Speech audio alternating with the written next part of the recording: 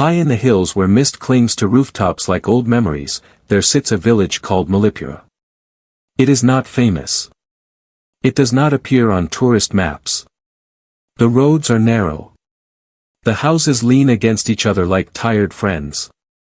Power cuts come without warning, sometimes lasting days. Life moves slowly here, and most people like it that way.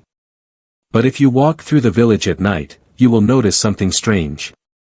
One window always glows. A small orange flame flickers behind cracked glass in the home of Amma Jaya, the old widow who lives alone at the edge of the hill.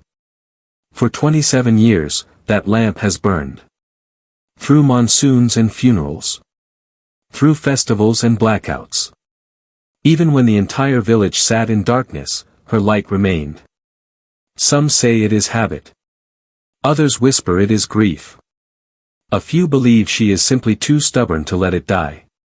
But no one really asks anymore. The lamp has become part of the village, like the crooked banyan tree or the broken temple bell. People pass by without thinking. They assume they know her story. But assumptions, my friend, are dangerous things. Especially when they hide the truth. Amma Jaya was not always alone. Once, many years ago, she had a husband. His name was Mohan, and he worked in the city as a clerk. They were not rich, but they were happy. Every evening, Mohan would return home just after sunset, and Jaya would light a lamp in the window so he could see his way up the hill. It became their ritual. A small act of love repeated daily. Then one night, Mohan did not come home. There was an accident on the mountain road. A bus had skidded off the edge during heavy rain. 17 people died. Mohan was one of them. Jaya waited by the window all night, the lamp burning, hoping he would still appear. But he never did. After the funeral, neighbors expected her to stop lighting the lamp. What was the point? He was gone. But Jaya continued. Every single night. Without fail. At first, people pitied her. Then they grew uncomfortable. Eventually, they stopped noticing. The widow and her lamp became invisible, part of the background. And Jaya preferred it that way. She had learned long ago that some things are not meant to be explained. Rafi arrived in Mallipura on a Tuesday morning, carrying a single bag and a newly printed delivery company uniform. He was 17, skinny, and skeptical of everything. His uncle had arranged the job, insisting the village needed a courier service. Rafi doubted it. Who sends packages to a place this forgotten? But he needed the money, so he came. His first week was uneventful. He delivered medicine to the clinic, books to the school, and envelopes to people who never smiled. The village felt asleep, stuck in time. Then one afternoon, while delivering rice to the general store, he noticed the widow's house. It sat slightly apart from the others, surrounded by a low stone wall covered in moss. The gate hung crooked. The garden was wild but somehow intentional. And in the window, even in daylight, a lamp stood ready. Rafi paused. Something about it felt odd. He asked the shopkeeper, "Why does she keep a lamp there during the day?" The man shrugged. "She's old. Old people do strange things." But Rafi was not satisfied. Strange, yes. But purposeful too. He made a mental note to pay closer attention. Over the following days, Rafi began watching. Not in a cruel way, but with genuine curiosity. He noticed that Amma Jaya woke before dawn. She swept her gate. She filled a clay pot with water for birds. She sat on her step and read old newspapers, moving her lips silently as though memorizing prayers. She seemed ordinary. Gentle. Forgotten. But then he saw something unexpected. A young girl, maybe 8 years old, knocked on Jaya's door one morning. She was crying. Her school uniform was torn. Jaya brought her inside, and when the girl left an hour later, she wore a clean dress and carried a lunch box. Rafi frowned. Where had the dress come from? Jaya wore the same faded sari every day. She looked poor. 2 days later, Rafi saw a boy arrive with schoolbooks. Jaya sat with him on the veranda, teaching him to read. The boy left smiling. Then an old beggar came. Jaya gave him rice wrapped in banana leaves. Rafi watched from across the street, hidden behind a cart. She was giving things away. Things she clearly could not afford. But why? And where was it all coming from? His curiosity deepened into something stronger. Something he could not ignore. Rafi decided to speak with her. One evening, as the sun melted into the hills, he knocked on her gate. Alma Jaya looked up from her porch, surprised but not alarmed. "Yes, boy." Her voice was soft, like wind through dry grass. Rafi hesitated. "I'm the new delivery boy. I just wanted to introduce myself." She smiled. "I know who you are. You watch me." Rafi's face burned. "I didn't mean to," she waved her hand gently. "It's fine. Curiosity is not a sin. Come, sit." He entered cautiously and sat on the step beside her. The house smelled of sandalwood and old paper. "Why do you light the lamp every night?" he asked, unable to stop himself. Jaya's smile did not fade, but something shifted in her eyes. "To keep a promise," she said simply. "To who?" Rafi pressed. She looked at him for a long moment. "To someone who needed light when the world was dark." Rafi wanted to ask more, but something in her tone told him not to. Instead, he thanked her and left. But as he walked home, her words echoed in his mind. A promise. To someone. But who? The more Rafi learned, the less sense it made. Alma Jaya had no family. No pension. No visible income. Yet she fed children, mended clothes, and bought books for students. Rafi asked around carefully. The tailor said she sometimes brought cloth but never bought any. The grocer said she paid for rice in coins, always exact, never bargaining. The schoolteacher said she donated notebooks every year but refused to say where the money came from. "She's just kind," the teacher said. "Some people are born that way." But Rafi knew kindness required resources. And Jaya had none. Or so it seemed. One evening, Rafi followed her to the market. She bought vegetables, paid quietly, and walked home. But on the way, she stopped at a crumbling house where an elderly man sat alone. She gave him half her vegetables. The man cried. Jaya touched his head gently and left without a word. Rafi stood frozen.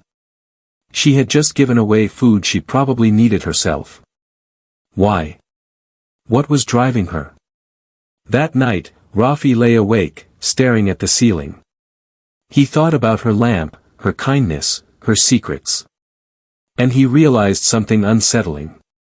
Alma Jaya was not just generous. She was deliberate. Like she was following a plan only she understood. Weeks passed. Rafi's fascination turned into something closer to obsession. He began timing his deliveries to pass her house. He memorized her routines. Morning, sweep the gate. Afternoon, sit and read. Evening, light the lamp. Night, stay awake, watching the flame. It never flickered. Never dimmed. Even during storms, when wind howled and rain hammered the roofs, her lamp burned steady. One night, Rafi stood outside her gate in the rain, staring at the glowing window. How? How did it stay lit? Was it magic? Was it stubbornness? Or was it something else entirely? He felt foolish for caring so much. But he could not stop. There was a story here. A hidden truth. And Rafi wanted to find it. Then one morning, everything changed. Rafi arrived at her house to deliver a package addressed to the schoolteacher. But Jaya's gate was open. The door was ajar. The lamp was out. For the first time in 27 years, the window was dark. Rafi's heart pounded. He stepped inside cautiously. Amajaya? No answer. The house was empty. Clean. Neat. But empty. And on the table, beneath a folded cloth, lay a single envelope. It had his name on it. Written in careful, shaky handwriting. Rafi. Rafi's hands trembled as he picked up the envelope. It was sealed with red wax, old-fashioned and deliberate. He broke it open carefully. Inside were three things. A train ticket to a town called Beental, 200 kilometers away. A single name written on a scrap of paper, Arjun Mehta. And a note, folded twice, that read, "Light what you've been given." Rafi read it 3 times. It made no sense. Who was Arjun Mehta? Why Beental? And what did "light what you've been given" mean? He looked around the empty house, hoping for more clues. But there was nothing. No clothes. No food. No sign of where she had gone. It was as if Amajaya had simply dissolved into air. Rafi ran outside and grabbed the first neighbor he saw. "Where is Amajaya?" The woman looked confused. "I don't know. I saw her yesterday evening. She seemed fine." Others gathered, murmuring. No one had seen her leave. No one had heard anything. She had vanished. Silently. Completely. Rafi stood in the middle of the crowd, clutching the envelope, his mind racing. Why him? Why leave this for him? He barely knew her. But she had trusted him. And that trust felt like a weight pressing on his chest. Rafi did not sleep that night. He sat on his bed, staring at the train ticket. Logic told him to forget it. She was just an old woman. Maybe she went to stay with distant relatives. Maybe the envelope was a mistake. But his gut told him otherwise. Amajaya did nothing by accident. Everything she did had meaning. If she left him this, there was a reason. By morning, Rafi had made his decision. He would go to Beental. He would find Arjun Mehta. He would understand. His uncle protested. "You have deliveries. You have responsibilities." Rafi lied and said it was a family emergency. His uncle sighed but relented. "Be back in 3 days." The train left at noon. Rafi sat by the window, watching the hills fade into plains. The ticket was for a second-class coach, scratched and worn, as though it had been purchased long ago. He wondered if Jaya had been planning this. How long had she known she would leave?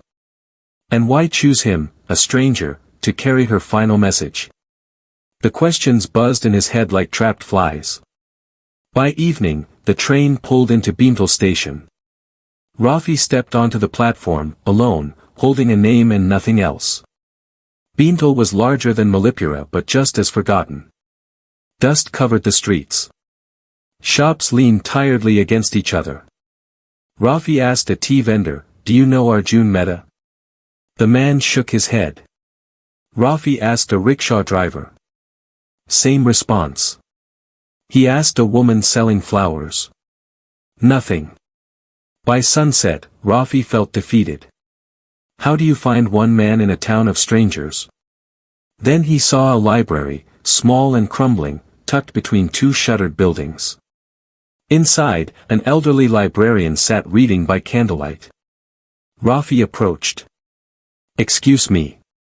I'm looking for someone named Arjun Mehta." The librarian looked up slowly. "That name is old. Why do you want him?" Rafi hesitated. "Someone told me to find him. It's important." The librarian studied Rafi for a long moment.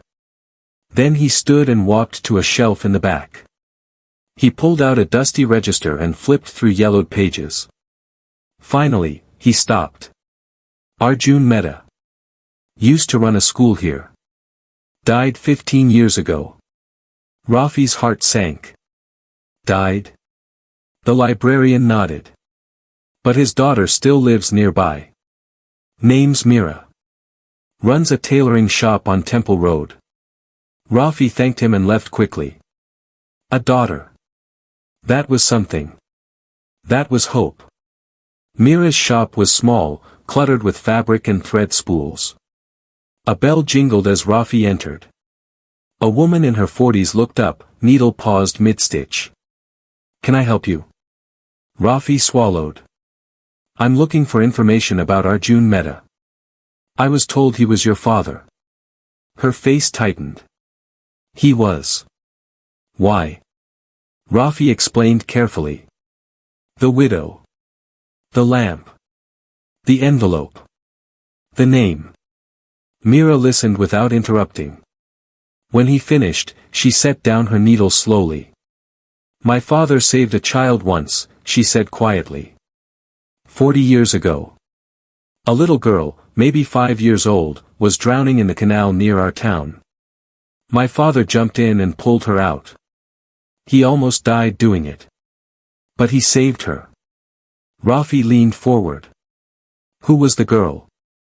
Mira shook her head. I don't know. My father never spoke about it. He said the girl's family thanked him and left. That was it. Or so I thought.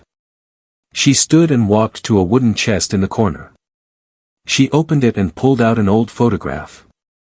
In it, a young man stood beside a small girl wrapped in a blanket.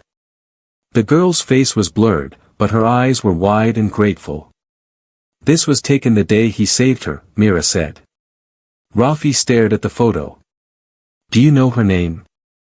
Mira turned the photo over. On the back, in faded ink, was written, Jaya. Rafi felt the air leave his lungs. Jaya. Amma Jaya. The widow. She was the child Arjun Mehta had saved.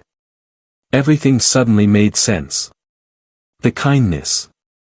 The giving. The promise. She had spent her entire life repaying a debt. But why leave this trail for him? Why now? Mira watched him carefully. You look like you've seen a ghost. Rafi shook his head. Not a ghost. A truth. Mira handed him the photograph. Keep it. If you're following her story, you'll need it. Rafi thanked her and left. Outside, the sun was setting.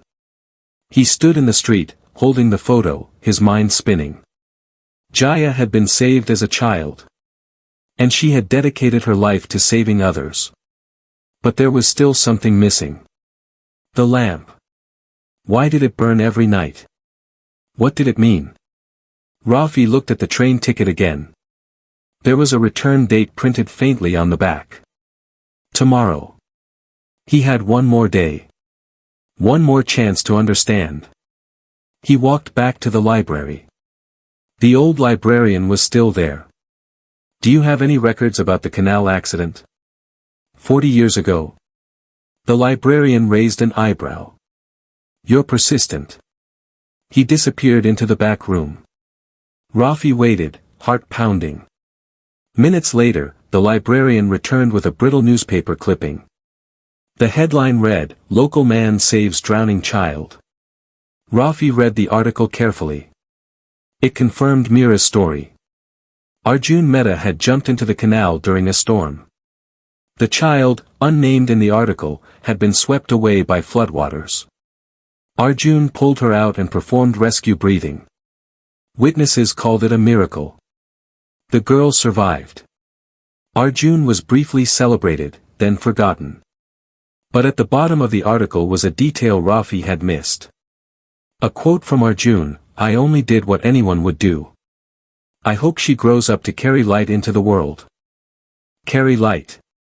Rafi's breath caught. Those words. They echoed in Jaya's note. Light what you've been given. It was not random.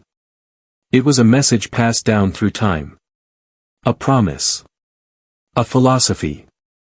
Jaya had not just survived. She had carried Arjun's hope forward. Every act of kindness.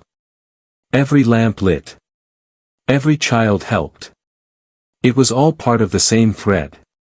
Rafi folded the clipping carefully and put it in his pocket. He felt something shift inside him. This was not just a story. It was a lesson. A living example of how one act of goodness could ripple across decades. But still, the mystery remained. The lamp. Why did it never go out? How? Rafi knew he was close. But the final piece was still hidden. Rafi returned to Mallipura the next morning. The train ride felt shorter this time. His mind was clear. Focused. He knew Jaya's past now. But he needed to understand her present. Or rather, her absence. Where had she gone? And why trust him with her story? When he arrived at her house, the door was still open. The lamp still unlit. Rafi stepped inside again, this time more carefully. He searched the rooms. The kitchen. The bedroom. Nothing unusual. Just an old woman's simple life. Then he noticed something. Behind the lamp in the window was a small metal panel. Rafi had seen it before but assumed it was part of the wall. Now, he looked closer. It was hinged. He pried it open gently. Inside was a narrow compartment. And inside that compartment was a wire. A thin copper wire leading down through the wall. Rafi's heart raced. He followed the wire outside, tracing it along the base of the house. It disappeared into the ground near the garden. Rafi grabbed a stick and began digging carefully. The soil was loose. Within minutes, he uncovered something hard. A metal box. Sealed. Rafi pulled it free and opened it. Inside was a small battery pack. And beneath it, a folded letter. Rafi unfolded it with trembling hands. It was addressed to no one. But it explained everything. The letter was written in Jaya's shaky handwriting. It read, "If you are reading this, then you have followed the thread I left behind. Good. You deserve to know the truth. The lamp was never fueled by oil. It burned from batteries charged by a hidden solar panel installed beneath my garden. I did not install it. Someone else did. Someone who watched over me for many years. Someone I did not know existed until very recently. His name is not important. What matters is why he did it. Because I once saved his life when he was a beggar at my gate. I gave him food when I had little. I gave him shelter when I had none to spare. And years later, when he became successful, he returned. Not to repay me with money. But to ensure my kindness never went dark." Rafi sat back, stunned. The lamp. The endless light. It was not magic. It was gratitude. A silent, secret act of protection from someone Jaya had helped long ago. But who? Rafi read on. "The man disguised himself as a beggar near my gate for years. Watching. Protecting. Making sure I was safe. I only discovered the truth 2 weeks ago when he revealed himself. He is old now. Dying. And he made me promise to pass on what we both learned. That kindness is never wasted. That light, once given, returns. And that someone must always carry it forward." Rafi's throat tightened. "I have chosen you, Rafi, because you saw me when others did not. You cared when others forgot. Now it is your turn. Light what you've been given." Rafi folded the letter carefully. His hands were shaking. Not from fear. From responsibility. Alma Jaya had not just disappeared. She had passed him a torch. A mission. But where was she now? The letter did not say. And who was the man who had watched over her? Rafi needed answers. He stood and walked to the edge of the village, where the old beggar used to sit. The spot was empty. It had been empty for weeks. Rafi asked the shopkeeper. The beggar who used to sit by the gate. Have you seen him? The shopkeeper frowned. Not for a while. Maybe he moved on. But Rafi knew better. The beggar was gone because his purpose was complete. He had protected Jaya. Ensured her light never failed. And now, his own story was ending. Rafi walked back to Jaya's house and sat on the step. He looked at the unlit lamp in the window. It felt wrong. Empty. Lifeless. He reached into his pocket and pulled out a matchbox. Then he stopped. This was not his lamp to light. Not yet. He needed to understand the final step. Rafi returned to the letter. At the very bottom, almost hidden in the fold, was one more line. The school needs you. Go to the address below. An address. A school. Rafi copied it down and left immediately. The address led Rafi to the edge of a neighboring town. There, on a hillside overlooking a valley, stood a small school. It was newly built, clean, and brightly painted. Children played in the courtyard. Teachers stood talking near the gate. Rafi approached cautiously. A woman in a sari saw him. Can I help you? Rafi hesitated. I'm looking for information about this school. Who built it? The woman smiled. It was funded by a private donor. Anonymous. The money came through a lawyer just 2 months ago. Enough to build the school and run it for 10 years. Rafi's pulse quickened. Do you know the donor's name? The woman shook her head.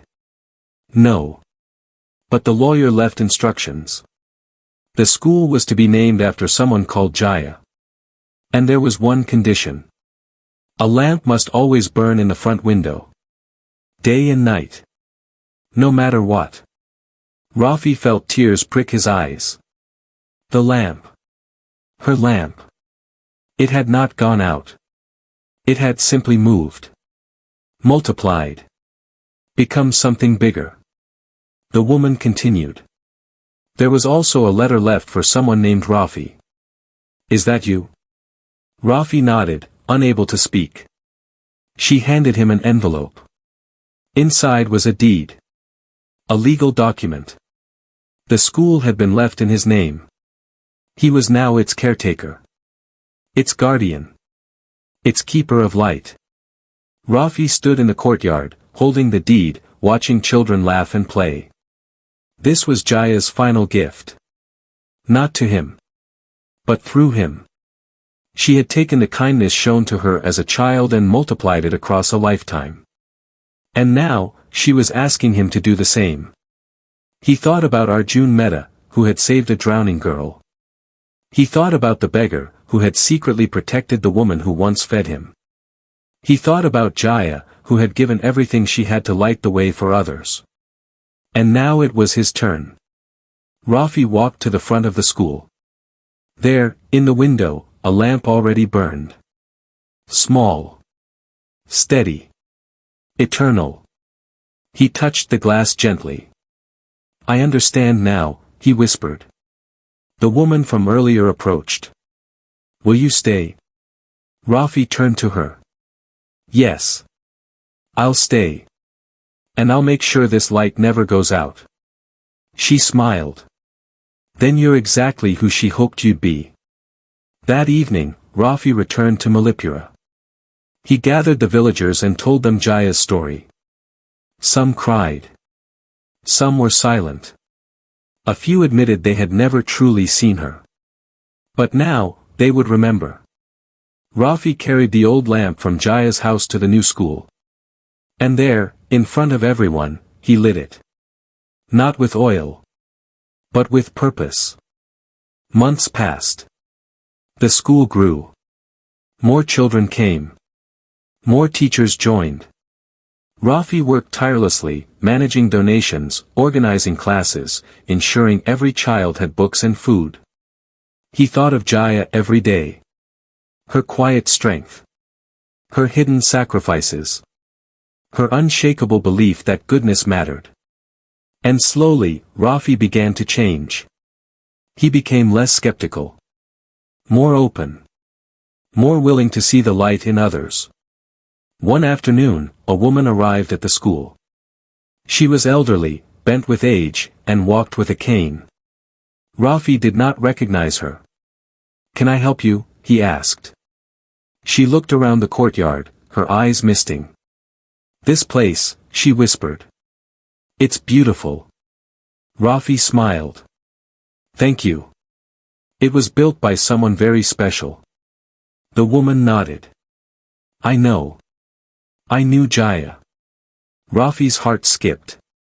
"You knew her?" The woman sat on a bench and gestured for Rafi to join her. "Many years ago, when I was young and foolish, I made terrible choices. I lost everything. My family.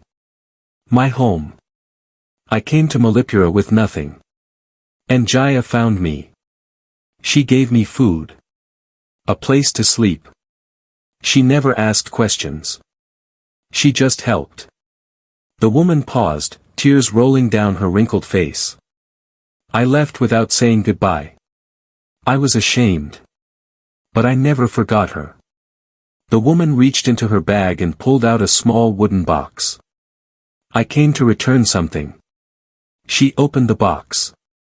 Inside was a delicate silver bracelet. "Jaya gave this to me the night I left. She said it belonged to her mother. She told me to keep it until I was strong enough to stand on my own.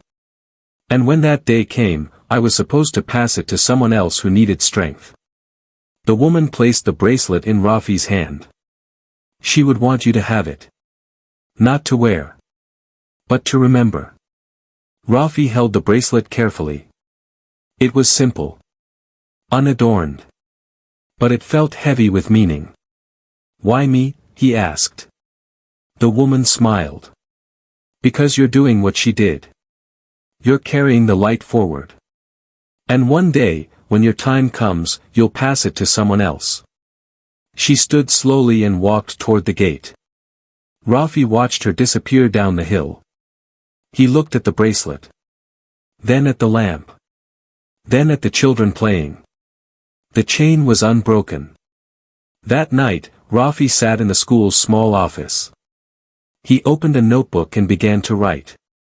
He wrote Jaya's story. Arjun's story. The beggar's story. His own story. He wrote until his hand ached. Because stories, he realized, were how light survived. Through telling. Through remembering. Through passing them on. Years passed. The school became known across the region. People came from distant towns to see the lamp that never went out. To hear the story of Amma Jaya. To learn about kindness that ripples forward through time. Rafi became a respected figure, not because he sought recognition, but because he embodied what Jaya had taught him. He helped quietly. He gave without expectation. He lit lamps in dark places. One day, a young girl came to the school. She was thin, dirty, and scared. She had run away from home. Rafi sat with her on the same bench where the old woman had once sat with him. "Why did you come here?" he asked gently. The girl looked at the lamp in the window. "I heard there's always light here. I needed to find light." Rafi's throat tightened. He gave her food. Clean clothes. A bed. He asked no questions. He just helped. Weeks later, the girl's situation improved. Her family reconciled. She returned home.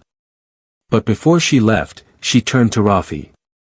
"I'll never forget this place. Or you." Rafi smiled. "Then remember one thing. When you're strong enough, help someone else find light." She nodded seriously. And Rafi knew. The chain continued.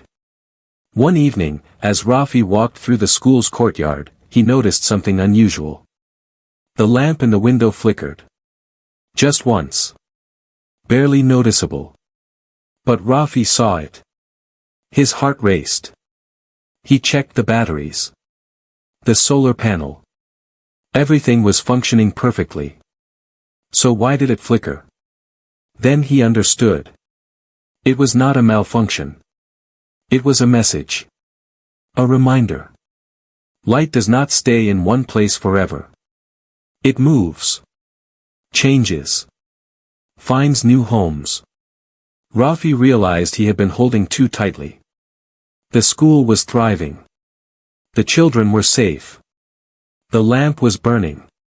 But he had become so focused on maintaining what Jaya built that he had stopped looking for what came next. Who would carry this forward when he was gone? He needed to find someone. Train them. Trust them. Just as Jaya had trusted him. Rafi began watching the teachers. The students. The volunteers. Looking for someone who saw beyond themselves. Someone who cared without needing recognition. Someone who understood that true light is shared, not hoarded. It took months. But eventually, he found her. A young teacher named Priya. She stayed late to help struggling students. She donated part of her salary to buy books. She lit small lamps of her own. Rafi knew. She was the one. Rafi began mentoring Priya slowly. He told her Jaya's story. He showed her the letter. The bracelet. The deed. He explained that the school was not just a building. It was a promise. A living tradition. A flame passed from hand to hand across generations. Priya listened carefully. At first, she seemed overwhelmed. "I'm not sure I'm strong enough for this," she admitted. Rafi smiled. "Neither was I. But you don't carry it alone. The light carries you." Months turned into years. Priya grew into her role. She expanded the school's programs. Started evening classes for adults. Opened a small library. And always, she made sure the lamp burned. One day, Rafi called her into the office. He was older now. Slower. His hair had turned gray. He handed her the deed. "It's time," he said simply. Priya's eyes filled with tears. "But you're not leaving." Rafi shook his head gently. "Not yet. But when I do, you need to be ready." She took the deed with trembling hands. "I won't let you down." Rafi touched her shoulder. "You won't. Because you understand what Jaya understood. Light is not something you own. It's something you tend. And when the time comes, you pass it on." Priya nodded. And in that moment, Rafi felt a deep peace. The chain was secure. Years later, Rafi stood at the edge of the school's courtyard. He was much older now. His body was frail. But his spirit remained strong. The school had grown beyond anything he had imagined. There were now 3 buildings. A playground. A garden where students grew vegetables. And in every window, a lamp burned. Priya had taken his lesson and multiplied it. She had trained others. Inspired them. And now, dozens of people carried the light forward. Rafi walked to the original lamp, the one he had carried from Jaya's house all those years ago. It still burned in the main window. He touched the glass gently. "Thank you," he whispered. "Not to the lamp. But to Jaya. To Arjun. To the beggar. To everyone who had believed that kindness mattered. That light could survive darkness. That one person's goodness could change the world." That night, Rafi sat in his small room. He opened the wooden box where he kept the silver bracelet. He held it for a long time. Then he wrote a letter. It was addressed to Priya. In it, he explained everything he had not yet said. His fears. His hopes. His certainty that she would carry the light farther than he ever could. He sealed the letter and placed it beside the bracelet. When the time came, she would find them. And she would understand. Rafi passed away quietly one autumn morning. The entire village came to his funeral. Teachers. Students. People he had helped over the years. They stood in silence, honoring a man who had learned to see light in others and to kindle it wherever he went. Priya stood at the front, tears streaming down her face.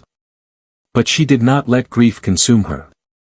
Because she knew what Rafi would have wanted. The light must continue. After the funeral, Priya found the letter and the bracelet. She read his words slowly, carefully. And she understood. This was not an ending. It was a passing of the torch. She returned to the school and gathered everyone in the courtyard. Rafi taught me something important, she said.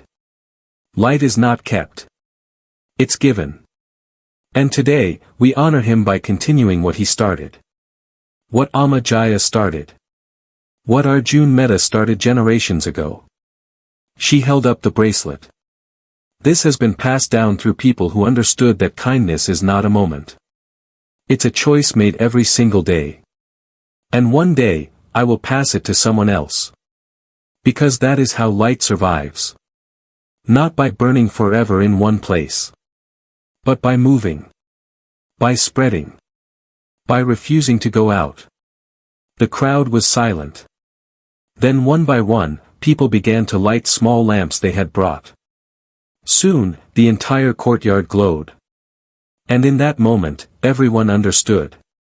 The widow's lamp never went out. Because it was never just one lamp. It was thousands. Burning in hearts. In homes. In choices made quietly. In kindness given freely. And somewhere, in the mist-covered hills of Mallipura, if you walk quietly enough at night, you might still see a small light glowing in a window. Not because of oil or batteries. But because some promises are kept forever. And some lights never die. They simply find new homes. New hands. New hearts willing to carry them forward. That is the truth about light. It does not belong to one person. It belongs to everyone brave enough to pass it on.